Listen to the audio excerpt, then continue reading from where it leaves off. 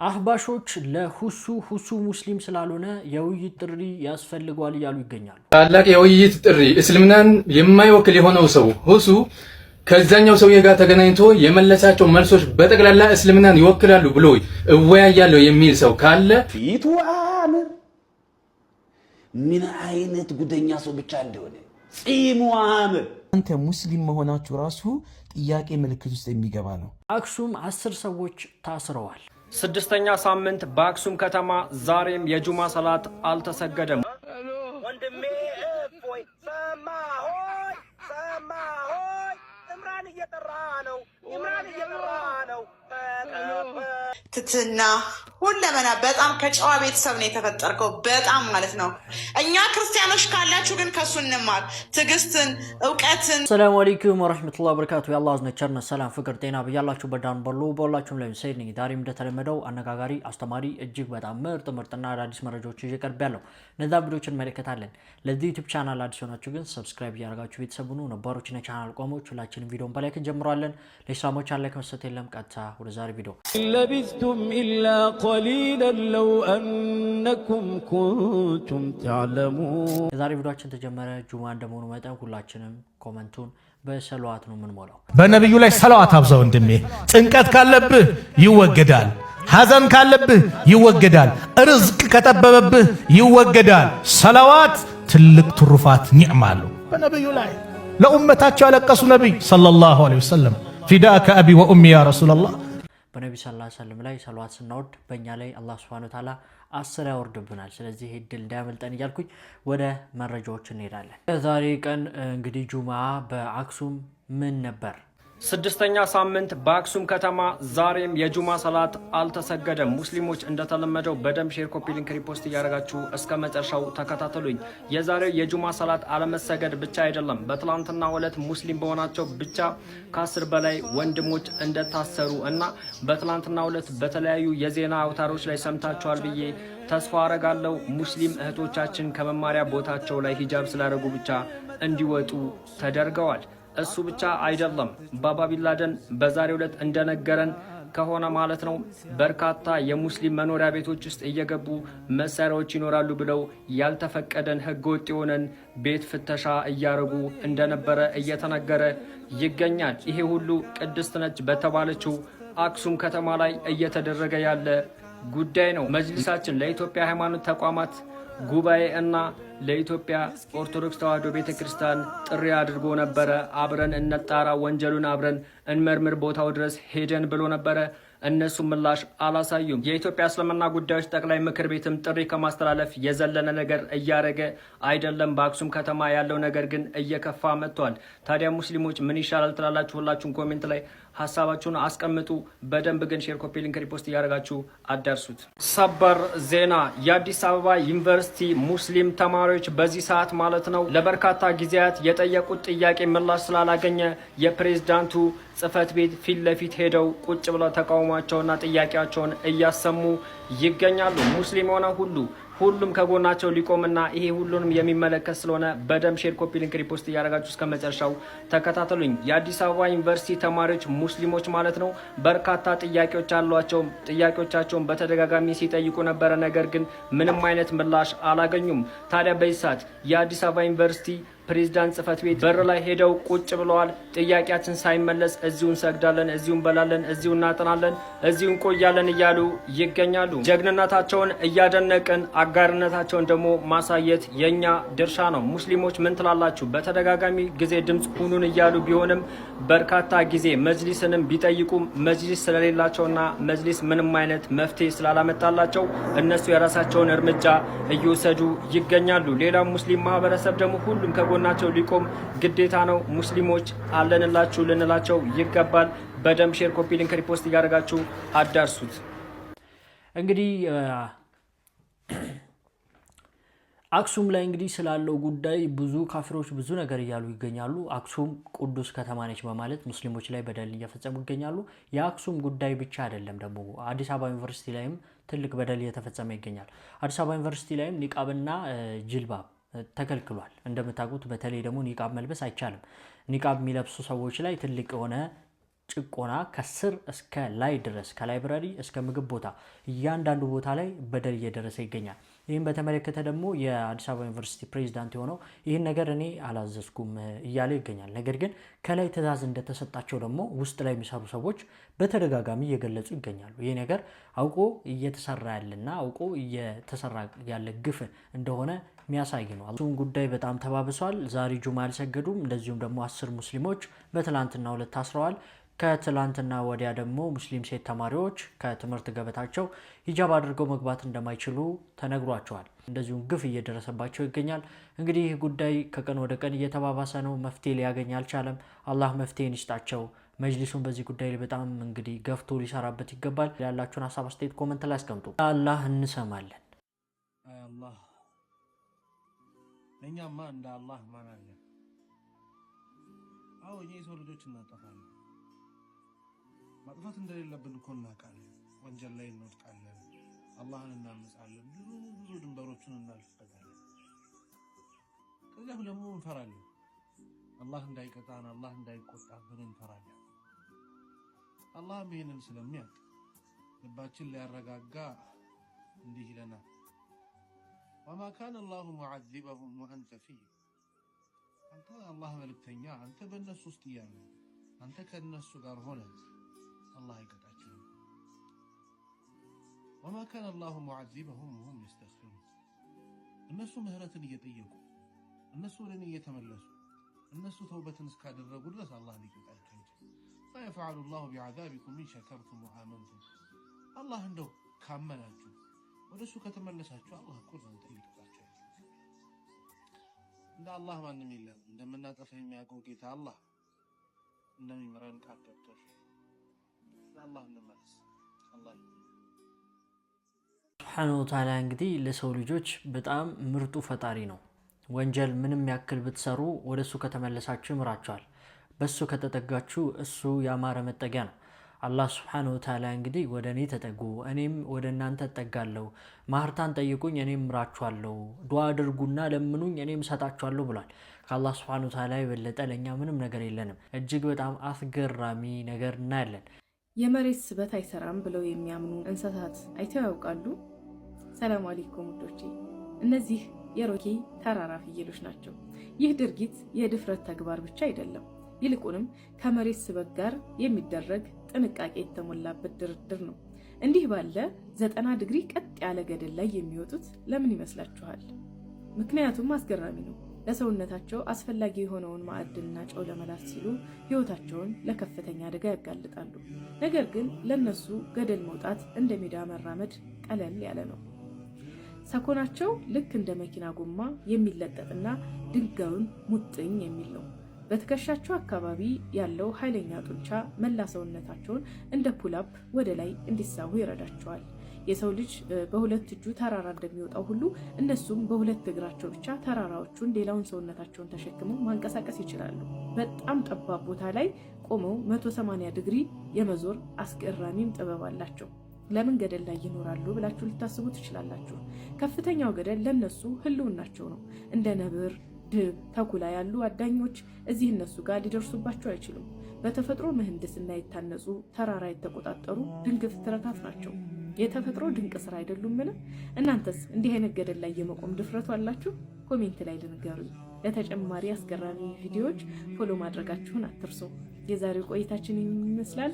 ሰላም አለይኩም። ተፈኩር አድርገናል ብዬ አስባለሁ። በአላህ ሱብሓነሁ ወተዓላ ፍጥረታት ሁሌም ቢሆን እንገረማለን።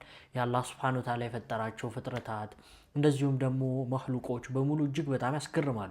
እንግዲህ አላህ ሱብሓነሁ ወተዓላ አንድን ነገር ስትመለከቱ ሱብሓነላህ በሉ ብሎናል። ለአላህ ሱብሓነሁ ወተዓላ ጥራት አሁን የምንሄደው እንግዲህ በቅርቡ የክርክር ወይም የውይይት ጉዳይን በተመለከተ ነው።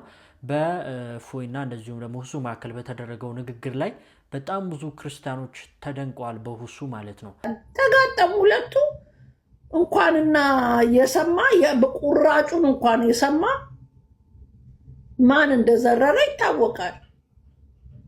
ስለ ክርስትና ሃይማኖት የሚያውቀው ነገር የለም። ልጁ መነጽር ገልብጦ እስከሚያደርግ ድረስ ልክ ልኩን ነግሮት ወጣ።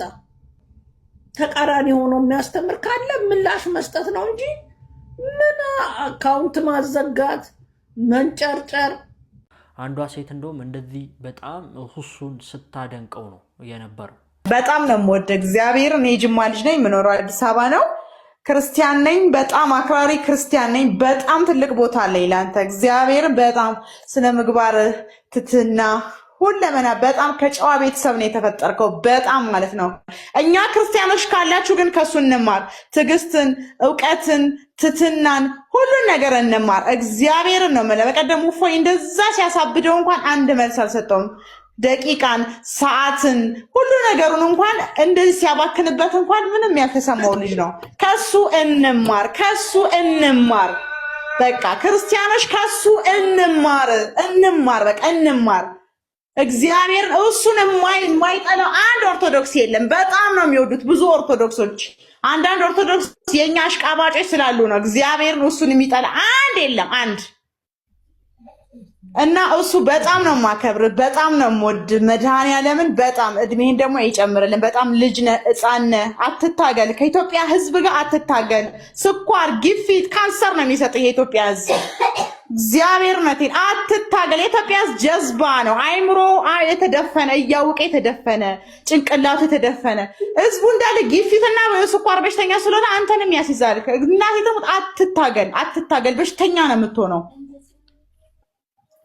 ፍልፍል አድርገህ ደግሞ አስተምር። በጣም እኔ ራሱ ልማር የምፈልጋቸው ነገር አለ ከእፎይ ሳይሆን ካንተ።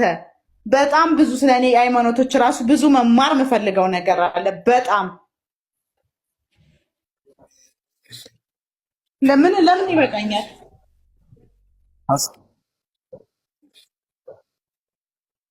ላይቭ ላይ እንግዲህ እንዳያችሁት በቃ ለመግለጽ በሚከብድ መልኩ እሱን ስታመሰግነው ነበር። በቃ በጣም ትለያለ፣ እኛ ከሱ እንማር። ሀበሻ የማይቀበል ሰው ነው፣ ጨጓራህን ይልጣል፣ በሽታ ስኳር ነው የሚሰጥ ብላለች። ለማንኛውም አላህ እስልምናን ይወፍቃት። በጣም ምርጥ የሆነ ንግግር ነው የተናገረችው። የአብዛኛው ክርስቲያን አመለካከት ነው ይሄ፣ ጥላቻ የሌለበት ክርስቲያን አመለካከት ነው። ሁሱ ምን ያክል ሀምብል እንደሆነ፣ ምን ያክል ትግስተኛ ጸባይኛ እንደሆነ፣ የእስልምና አስተምሮ ትክክለኛውን ስነ ምግባር እንደያዘ አሳይቷል ማለት ነው። ብዙዎችንም ወደ እስላም እንዲመጡ አድርጓል። እንግዲህ ያቀረባቸው መረጃዎችም እጅግ በጣም የሚገራርሙ ነበር። ንግግሮቹ በጣም ደስ ይሉ ነበር። ይህን አስመልክቶ እንግዲህ ማሸነፉን ሁሱ ብዙ ክርስቲያኖች አምለዋል። እፎይ የሚባለው ተሳዳቢና ምንም ነገር እንደማያውቅም በተደጋጋሚ ሲናገሩ ነበር። አህባሾች ግን አንድ ነገር እያሉ ይገኛሉ። ጥሪ እያቀረቡ ይገኛሉ ከሁሱ ጋር ለክርክርና ለውይይት።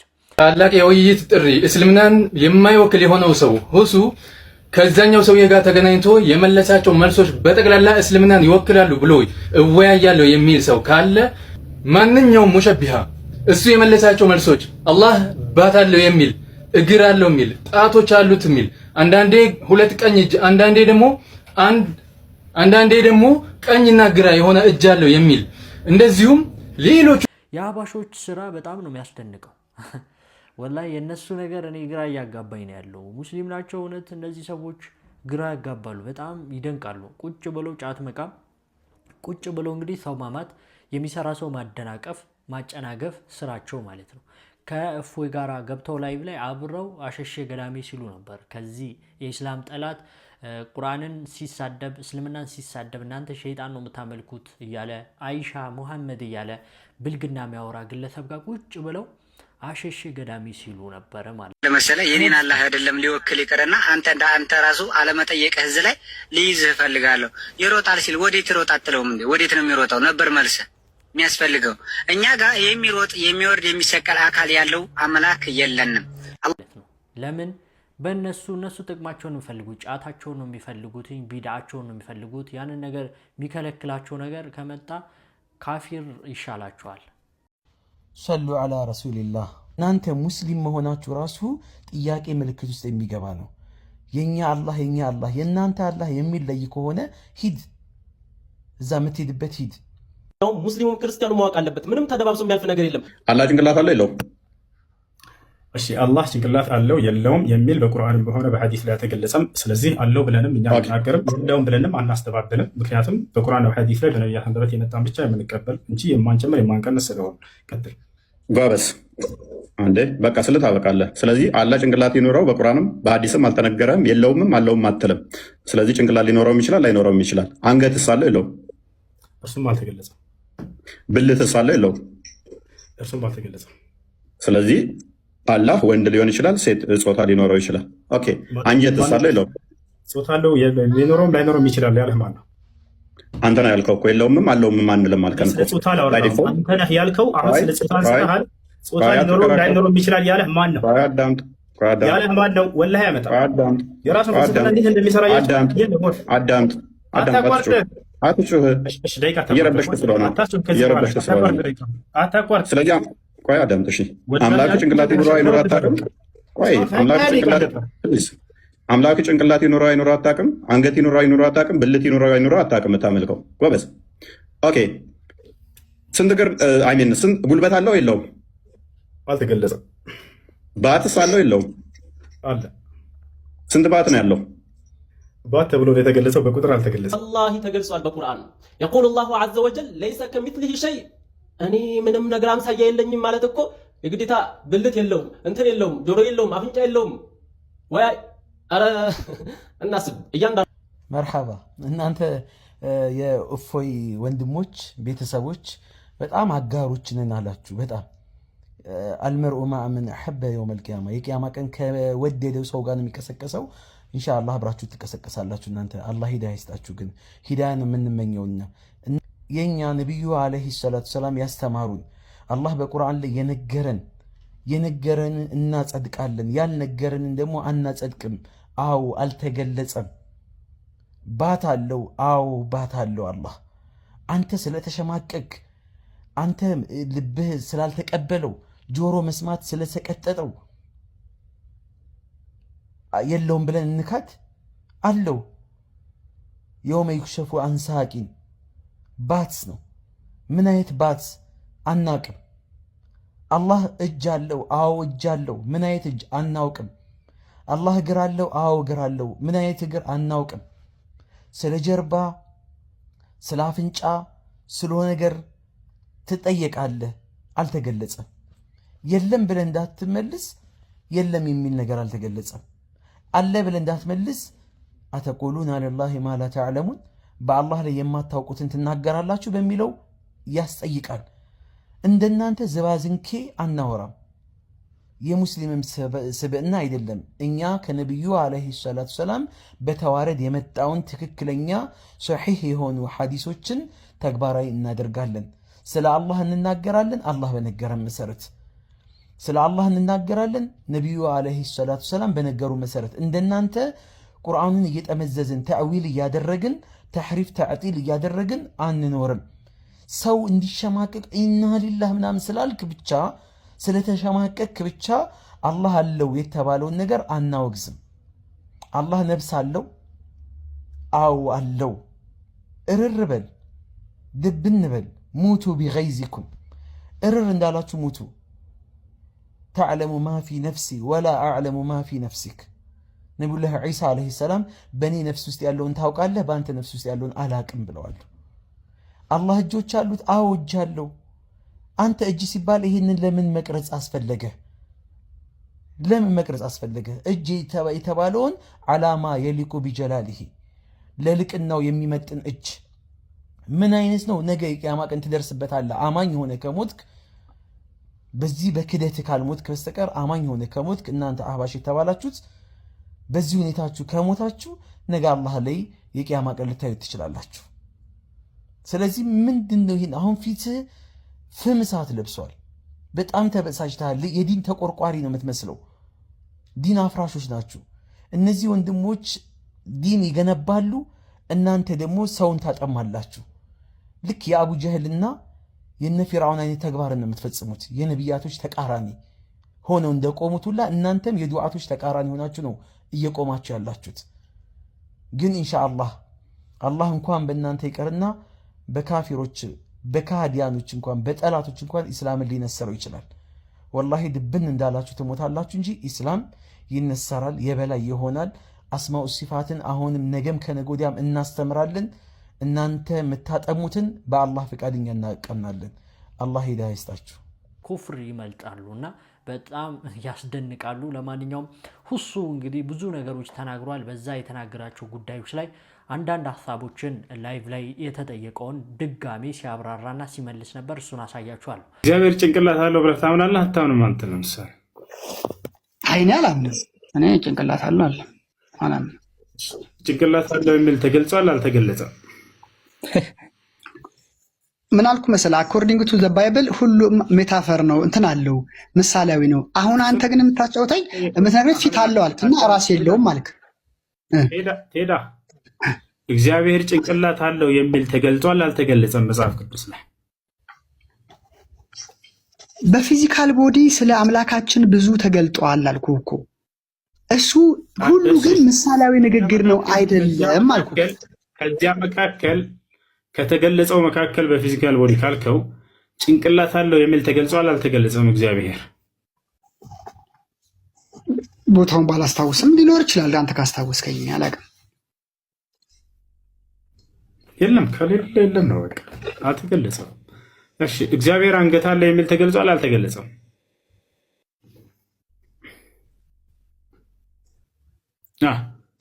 እግዚአብሔር አንገት አለው ሊገለጥ ይችላል። እኔ እሱንም አላውቅም።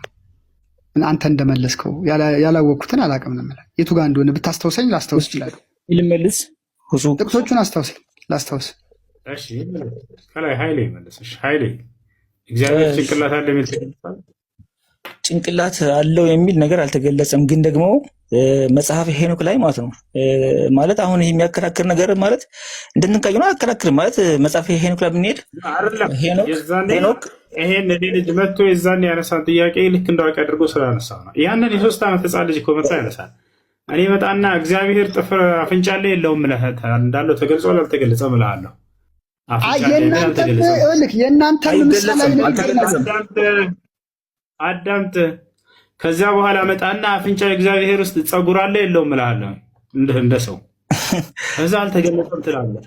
ከዛ አፍንጫ ውስጥ ያለ ፀጉር ጥቁር ነው ነጭ ነው ብዬ ጠይቀህ ሄኖክ እሺ አንድ ነገር ያጨበጭባል። እንደዚህ ተረጋጋሚ ታድርግ። ከዚያ መጣና እግዚአብሔር ጥፍር አለ የለውም እልሃለሁ። አልተገለጸም። ከዛ አለ ካለ ጥፍሩ ቀይ ነው ወይንስ ጥቁር ነው? አልተገለጸም። ጥፍሩ ረጅም ነው ወይንስ አጭር ነው? ይሄን ጥያቄ እንዳውቅ አድርገው መውሰዳቸው በጣም አሳዘናቸው። ወላሂ የመጨረሻ ምስኪን። ምክንያቱም ከዚያ በፊት ባለው እንደተበላ አውቀዋል። በዚህ በቃል ያካክስ ነው እነሱ። ቆይ አይደለም እሱ እኔ አሁን አንድ ነገር ልንገርህ። አንተ ለምን አሁን አታስረዳንም? ባገኘው እድል እኔ ላስረዳ ነው። እሺ ከዛ አንገት አለ የለውም አልተገለጸም ያ ነገር። ስለዚህ አትማታውቁትን አምላክ ነው የምታመልኩ ማለት ነው። ለማንኛውም እሺ የጠየቀው ነው ልመልስልህ። አሁን የጠየቀው ልመልስልህ። እጅ ወይንም እግር የሚለው አይደለ ለአላህ ስብሐነ ወተዓላ ወይም ይሮጣል ምናምን ተብሎ የተገለጸ እጅ ሲባል አላህ ስብሐነ ወተዓላ ወይንም እግር ሲባል ጊዜ እርሱ አላህ ስብሐነ ወተዓላ ረቂቅ የሆነ እኔ የሚል መለኮታዊ ማንነት አለው። ብዙ ሰው ያስበው አካል ምናምን እንደዚህ አካል ሲባል ለሁለት ይከፈላል። አንደኛ ልክ እንደ ሰዎች የሆነ አካል አለ። ይህ ከአምላክ ከአላህ ዘንድ አለው የለም ከእርሱ ዘንድ። ሁለተኛ አካል ትርጓሜ ምንድን ነው? እኔ የሚል ማንነት ያለው ይዟቸዋል። ሲፋ ይባላል ወይም ዛት ይባላል በአረበኛ። ያኛው ግን አካል የመጀመሪያው ልክ እንደ ሰዎች አይነት ያለ አካል ጂስም ይባላል። ወይም በእንግሊዝኛ ቦዲ ብላችሁ የምትናገሩት ጂስም አለው አላህ ስብሐነሁ ወተዓላ ተብሎ ወይም አካል ተብሎ ይገለጻል ወይ አይገለጽም? ነገር ግን ሁለተኛው እኔ የሚል ማንነት ያለው ነው አላህ ስብሐነሁ ወተዓላ። ያ ማንነቱ ታዲያ ምንድን ነው ከተባለ መለኮት ነው። እኔ የሚል መለኮታዊ ማንነት ያለው ታዲያ ምን አይነት ነው? እርሱ ረቂቅ ነው፣ ተመርምሮ ሊደረስበት አይችልም። አሁን ላይ በእውቀት ደረጃ እናውቀዋለን። እጅ የሚል መለኮታዊ ማንነት አለው አላህ ስብሐነሁ ወተዓላ። ነገር ግን ያንን እንዴት ማን ነው መግለጽ የሚችለው ከተባለ ወይ አምላክ ራሱ እጄ እንዲህ አይነት ነው ካለ እንዲህ አይነት ነው እጁ ብለን እንናገራለን። ምክንያቱም ስለ ራሱ ከማንም በላይ ያውቃልና። ሁለተኛ ወይንም ነቢያቶች ደግሞ አላህ እጄ እንዲህ አይነት ነው ብሎ ነግሯቸው ከሆነ የዛኔ ይነግሩናል። እነርሱ ከእነርሱ እንቀበላለን ስለ አምላክ እውቀት። ይሄን ደግሞ አላህ ሱብሓነሁ ወተዓላ እጄ እንዲህ አይነት ነው ሳይሆን ያላቸው እጅ አለኝ ብሎ ነው የነገራቸው። ገብቷቸዋል። እነርሱም እጅ አለው ብሎ ነው ተናግረው የሄዱት ሁሉም ነቢያት። ይሄ ነው። ሶስተኛ ልታውቅበት የምትችለው መንገድ ያንን መግለጽ የምትፈልገውን ነገር ማየት አለብህ አንተ። ገብቷቸዋል። ታዲያ አምላክን ያየ አለ ወይ? አምላክን ያየ አንድስ እንኳ የለም። ይህ እንደ ቁርአንም እንደ መጽሐፍ ቅዱስም መጽሐፍ ቅዱስ ላይ ዮሐንስ ወንጌል ምዕራፍ 1 ቁጥር 18 ላይ አምላክን ያየው አንድም እንኳን የለም ይላል። ዮሐንስ ወንጌል ምዕራፍ 5 ቁጥር 36 ላይ 35 አካባቢ ላይ ኢየሱስ ክርስቶስ ራሱ አምላክን አንዳችሁም እንኳን አላያችሁትም ማለት አያችሁ። ስለዚህ አምላክ እጄ እንዲህ አይነት ነው ብሎ ካልገለጸ፣ ልክ ነቢያቶችም የአምላክ እጅ እንዲህ አይነት ነው ብሎ ካልገለጹ፣ ወይንም አምላክን አይቶ ሊገልጽ የቻለ ሰው ከሌለ ምንድነው ታዲያ መልስ ሊሆን የሚችለው? ያን የአምላክን እጁ ምን አይነት እንደሆነ አልተገለጸም በነቢያትም አንደበት፣ እንዲሁም ከራሱም አንደበት አምላክ አልገለጸውም። አይቶ የገለጸብም አካልም የለም። ያ ነው አምላክ አላህ ሱብሓነሁ ወተዓላን ብናየውማ ያኔ እመኑበት የሚለው ቃል አያስፈልግም ነበር። እያየነው ነው ኸላስ። ለምሳሌ መላእክቶች አሉ። በመላእክ ማመን የሚለው የእምነታችን መሰረት ነው። ለምን ከተባለ ስላላየናቸው። ብናያቸው በመላእክ እመኑ ማለቱ አያስፈልግም ነበር። አንድ ቤት አድርጉ። ለምሳሌ ፀሐይ እናያታለን። ፀሐይ የሚባል ፍጡር እንዳለ እመኑ ተብሎ ቁርአን ላይ ይገለጻል? አይገለጽም። ለምን? ሲጀምር የምታየው ነገር ነውና።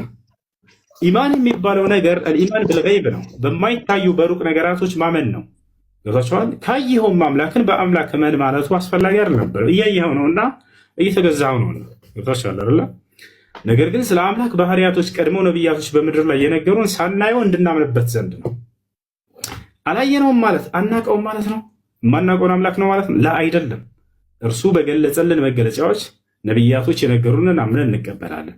ያልነገሩንንስ እኛ ያንን አልነገሩንም ጸጥ ብለን ዝም እንላለን። ይህ ለነቢያት ትምህርት ታማኝ ሆኖ መገኘት ይባላል። እርሳቸው ያልተናገሩትን ግን እኔ ከራሴ አምላክ እንዲህ አለው ብዬ ብጨምር ይሄ ታማኝ አይደለሁም ለነቢያት። እንዳውም በአምላክ ላይ ቅጥፈትንና ውሸትን ተናገርኩኝ ማለት ነው። ገብቷቸዋል። ያለውን ነገር የለው ካልኩኝስ ይሄም እንዲሁ እንደዛው ያ ነው። እና ስለ አምላክ ባህሪ ሲነገር እነዚህን ነገራቶች ማወቅ አለብን። አንደኛ አምላክ ስለ ራሱ የተናገረውን አምኖ መቀበል፣ ነቢያት ስለ አምላክ ባህሪ አምነው የተናገሩትን ያንን መቀበል። ሁለተኛ የሰዎች ጥያቄ ሊፈጥርባቸው የሚችለው ነገር ምን መሰላችሁ? ያ ነገር ከፍጥረታት ጋር የሚመሳሰል ነው ወይ የሚለው ነው። ይሄንን ግልጽ አድርጎ ቁርአን አልመስልም እኔ ብሎ በቃ ዘግቶታል። እጅን ባየህ ቁጥር ከእርሱ እጅ ጋር ይመሳሰላል ወይ ብሎ ለሚያስብ ሰው ላ አይመሳሰልም፣ በፍጹም አብሽር፣ ያንን እንዳታስበው። አይመስልም።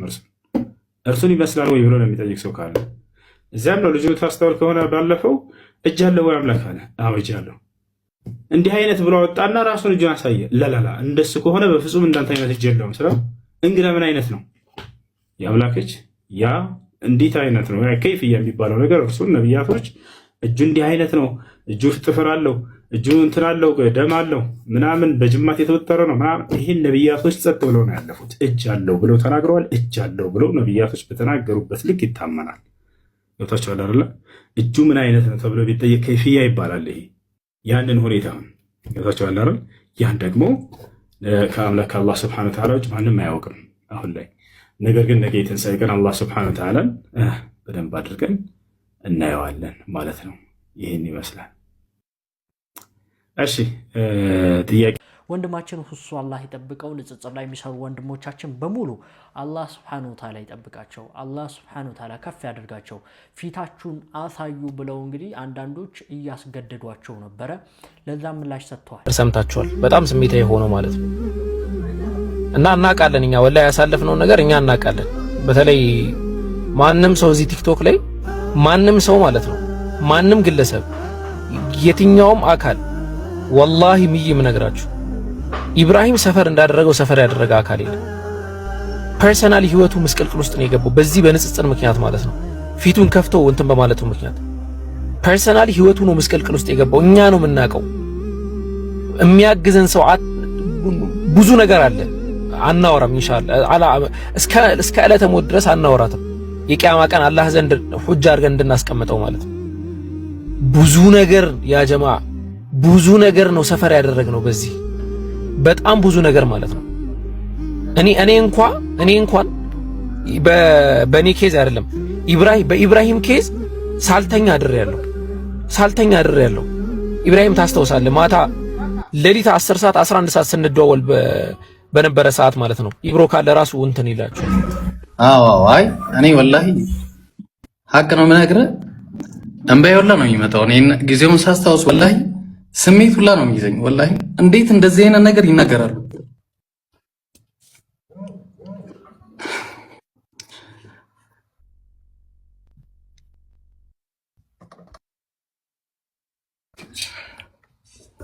እና እንደዛ ነው።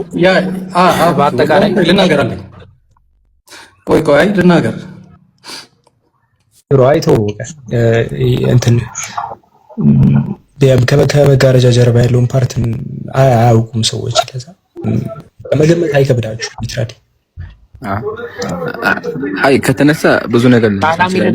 አስገቡት ይምሩ ኡስታዝ ቃላሚ እናስገቡት። እሺ እኔ ጠቅለል አድርገውና እንግዲህ ፊታቸውን በማሳየት ጉዳይ ላይ አይደለም እነሱ ማንኛውም ሶሻል ሚዲያ ላይ የሚሰራ ሰው ፊቱን በማሳየቱ ምክንያት ብዙ ችግር ነው የሚደርስበት። መረጃ እንኳን ምንሰጠው እኛ ሳንቀር ብዙ አይነት ነገር ነው ምንባለው። በውስጥ በኮመንት እንሰደባለን፣ ብዙ ነገር ይዛታል። እና እነዚህ ነገሮች እያሉ ደግሞ ይሄ የንጽጽር ጉዳይ የሚሰሩ ሰዎች ደግሞ በጣም ብዙ ነገር ነው የሚያወጡት። እንግዲህ ኦርቶዶክስ መጽሐፍ ቅዱስ ላይ ያለውን እያንዳንዱን ውርደት እያንዳንዱን ነገር ነው የሚዘገዝጉት። ከሰው ጋር ሃይማኖት ነገር ሴንሲቲቭ ነው ታውቃላችሁና እንደዚህ አይነት ስራ ውስጥ የሚሰሩ ሰዎችን ካልወጣችሁ በፎቶ ካላየናችሁ እያሉ ነበረ። እንግዲህ ስራቸውን ለማስተባበል ስራቸውን ለማስቆም እነሱ ላይ ጉዳት እንዲደርስ ለማድረግ እንግዲህ ብዙ ጥረት እያደረጉ ነበር። ኢብሮ የሚባለው ወንድማችን ፊቱን ያሳያል፣ ንጽጽር ላይ ይሰራል፣ ሁሱም እንደዛው እና እነዚህ ሰዎች እንኳን ምን ያህል ፈተና ላይ እንደሆኑ እናውቃለን። በተለይ ደግሞ ሀገራችን ኢትዮጵያ ውስጥ ስትሆኑ ምንም አይነት ህግ የለም፣ ህግ በስነ ስርዓት አይተገበርምና ከዚህ አንጻር ትልቅ የሆነ ግፍ፣ ማስፈራሪያ እንደዚሁም ደግሞ ማስጨነቅ ነገር አለና አላህ Subhanahu Ta'ala ያላችሁበት ቦታ ሁሉ እናንተን ይጠብቃችሁ። ወንድማችን ሁሱ እንደዚሁም ኢምራንን በተመለከተ እንግዲህ የውይይት ጥሪ ከፎይ ጋር አቅርቦ ነበረ። በሱ ጉዳይ ላይ ያሉ አዳዲስ ነገሮችን እናያለን። እንደምታዩት ስለ ውይይቱ የሰራሁትን ቪዲዮ አስጠፍተውታል። ኤኒዌይ ውይይቱ መካሄዱ አይቀርም። ሙስሊም ወንድሞቼ እህቶቼ በደንብ አድርጋችሁ ይህን ፕሮፋይል በሁሉም ሚዲያ ላይ አሰራጩት። እንዲሁም ክርስቲያን ወገኖቻችን ዲያቆናችሁ ከቤት ወጥቶ እንዲወያይ እኔ ፊት መጥቶ ቃል በቃል ውይይት እንዲያደርግ አድርጉት። እስከ መቼ እኔም ፈርቶ ወንድሜ እፎይ ሰማሆይ ኢምራን እየጠራ ነው ተቀበል ወንድሜ እፎይ ሰማሆይ ኢምራን እየጠራ ነው ተቀበል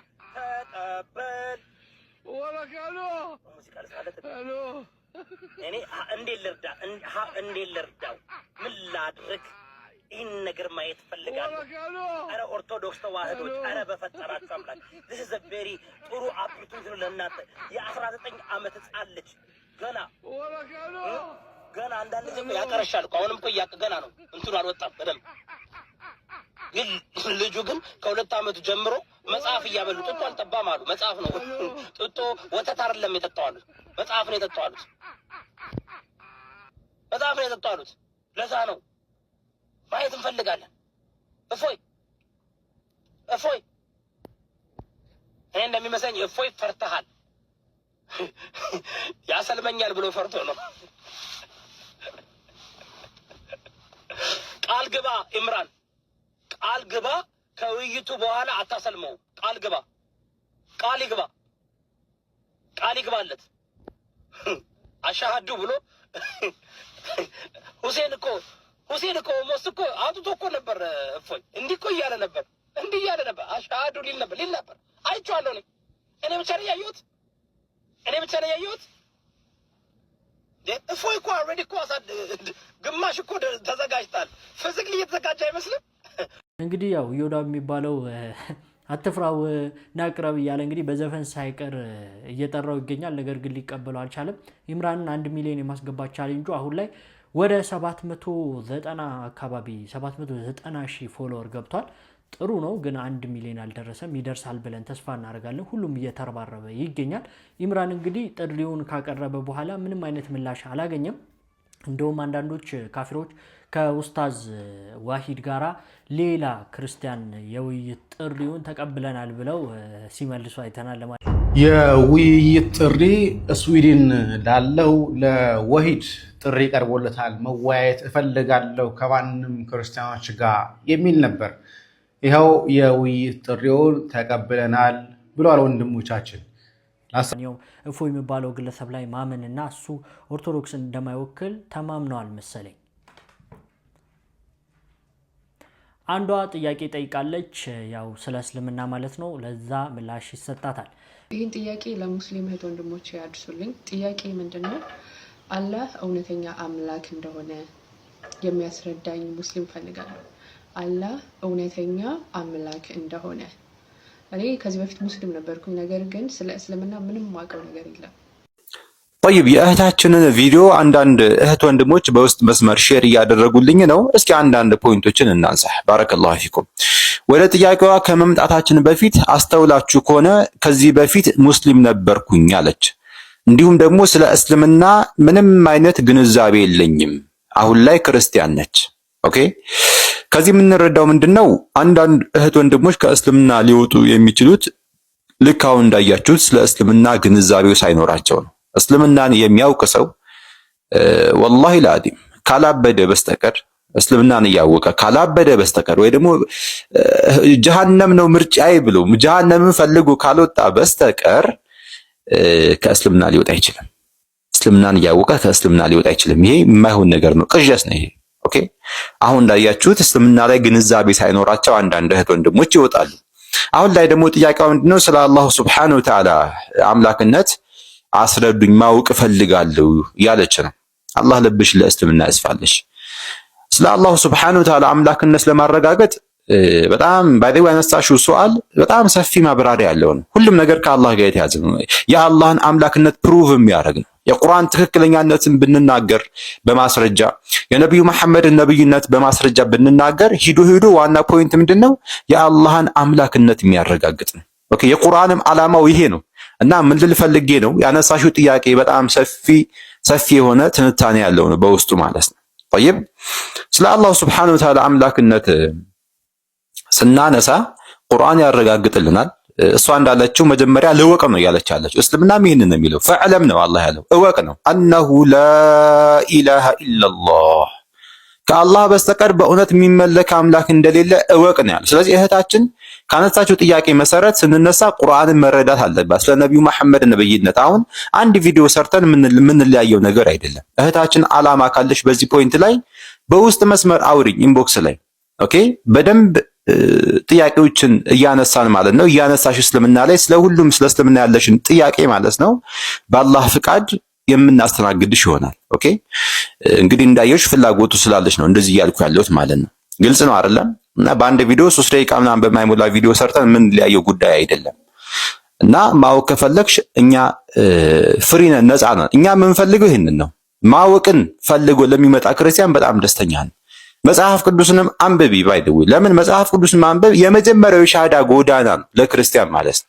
ታውቃላችሁ የመጀመሪያው ሻሃዳ ክርስቲያን የሚይዝበት የመጀመሪያው ጎዳና ሀብል የሚጀምርበት የሻሃዳ ጎዳና መጽሐፍ ቅዱስን ማንበብ ነው እሱ አንዱ መፍትሄ ነው እሱ ጋርም ደግሞ አያይዘሽ ስለ እስልምና ግንዛቤውን ከኛ ጋር ታገኛለሽ በውስጥ መስመር አውሪኝ ባረከላሁ ፊኩም ምላሹንም እንግዲህ ጥያቄውንም አይታችኋል እንዲህ በጸባይ መልኩ ወይም ደግሞ ጨዋዊ ጥያቄዎችን መጠየቅ በጣም አሪፍ ነው እኛ እንደዚህ አይነት ነገሮችን እናበረታታለን በጣም አሪፍ ነገር ነው እንደዚህ ቀጥልባችሁ ማታቁት ነገር ካለ ጥያቄ ካላችሁ እንደዚህ ሴት ነው መጠየቅ ያለባችሁ እንጂ ገብቶ መሳደብ እንደዚሁም ደግሞ ሌሎች ትርኪ ምርኪ ነገር ውስጥ መግባት ተገቢ አይደለም አስፈላጊ አይደለም ምላሹም እንግዲህ በቂ እንደሆነ ይሰማኛል እንደኔ ወደ ውጪ መረጃዎች እንሄዳለን። ሁለቱ ሀያላን መሪዎች ተገናኝተዋል። ሁለቱም ደግሞ ሀያላን መሪዎች የእጃቸው ወር ደግሞ የሃንድ ሼክ ጦርነት ወር ደግሞ የመጨባበጥ ውጊያ እያሳዩ እንደነበረ ተመልክተናል። ሁለቱም እንግዲህ ትራምፕ ለመሳብ ሞክሮ ነበረ። ሺጂፒንግ አልንቀሳቀስም ብሏል። የትራምፕ ሲጨብጥ ታውቁታላችሁ፣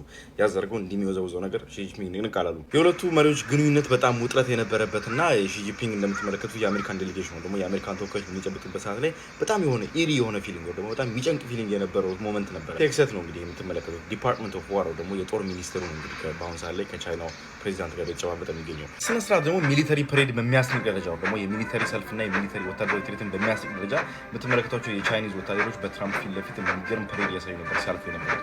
ብዙዎች ይህን ትሪፖርት ደግሞ ይህንን የሚሊተሪ ፕሬድ አሜሪካ ካዘጋጀችው በቅርቡ አሜሪካ ካዘጋጀችው ትርኢትን ጋር ሚሊተሪ ፕሬድ ጋር እያነጻጸሩት ነበር። ያው የአሜሪካው ብዙ ያን ያህል እንትን አልነበረውም፣ ያን ያህል ኤክሳይቲንግ አልነበረም። ግን እንደምትመለከቷቸው ያቸው ኔቪዎቹ በሏቸው ፖሊሶቹ በሏቸው እንዴት ደስ እንደሚበቅ ማርች ሲያደርጉ ፊት ለፊት ማለት ነው። ልክ ግን ከዛም በቀጠል ዶናልድ ትራምፕ ይህንን ብለዋል። future together. Such respect for China, the job you've done. You're a great leader. I say it to everybody. You're a great leader. Sometimes people don't like me saying it, but I say it anyway because it's true. I only say the truth. ሰዎች ሲናገራቸው ደስ ባይላቸውም you're a great leader ደግሞ የሚገርሙ መሪ ኖት በማለት እንግዲህ የቻይናውን ፕሬዚዳንት አሞካሽቷል ዶናልድ ትራምፕ። ዶናልድ ትራምፕ ከሀገራቸው ሲወጡና ከሀገራቸው እያሉ የሚናገራቸው ነገሮች ትንሽ ነው ግራ የሚያጋቡት። ከሀገራቸው ውስጥ ሲሆን የሚናገራቸው የሚተቹበት መንገድና አሁን ደግሞ የደቡብ አካል መሪዎችን ሲያገኙት የሚያንቆርጳጵሱበት መንገድ በጣም ሁሌ ይገርመኛል። አንድ ቀን ቆይታ ይኖረዋል ከዚህ በኋላ ብዬ አስባለሁ። ይህ ሚቲንግ ደግሞ ይህ ግንኙነት ከአንድ ቀን በኋላ ዶናልድ ትራምፕ ከቤጂንግ ዲፓርት ያደርጋሉ። ስለ ኢራን ጉዳይ እስካሁን ደስ ምንም ያሉት ነገር ደግሞ ሁለቱ ሀገሮች ይህን ነው ተብሎ ኦፊሻል የወጣ ነገር የለም። ሲወጣ ነግራቸዋለሁ። ይመቻችሁ። በፓለስታይን ባንዲራ ጉዳይ ላሚን ያማልን አመሰገኑት። የስፔኑ ጠቅላይ ሚኒስትር ፔድሮ ሳንቼዝ በኤክስ ገጻቸው ላይም እንደተናገሩት ከሆነ ማለት ነው ላሚን ያማል ያደረገው ነገር ባንዲራ መያዙ ማለት ነው የፓለስታይንን በጣም ትክክል ነው እና የሚመሰገን ነው ብለዋል። የእሱ ብቻም ሳይሆን በሚሊዮኖች የሚቆጠሩ የስፔናውያን ዜጎች ስለ ፓለስታይን የሚሰማቸውን ነገር ነው ያንጸባረቀው።